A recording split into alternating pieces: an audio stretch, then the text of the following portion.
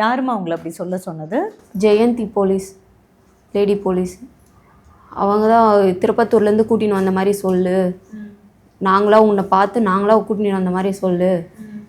ஆனால் அங்கே வந்து வீட்டானே வந்து போலீஸுங்க தான் வந்து கூட்டின்னு வந்தாங்க. ஆனால் இவங்க இந்த மாதிரி சொல்ல சொன்னாங்க. போலீஸ் தானே பார்த்து கூட்டிகிட்டு வந்தாங்க, அப்புறம் என்ன?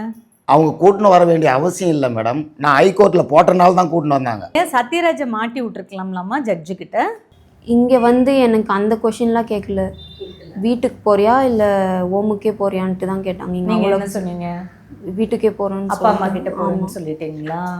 சத்யராஜ் வந்து அவனுடைய கேரக்டர் பற்றி கூட இருந்த டைமில் நீங்கள் கண்டுபிடிச்சதெல்லாம் இருக்காமா?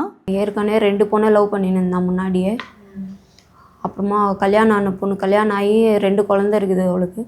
அவளை கூட வச்சுருந்து 5 லட்ச ரூபா வாங்கி ஏமாற்றிட்டான், இன்னுமே தரலை.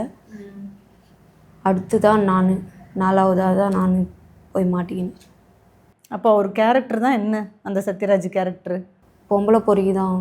அது உங்களுக்கு நல்லா தெரியும்? அதுவும் தெரியும் தெரியும்.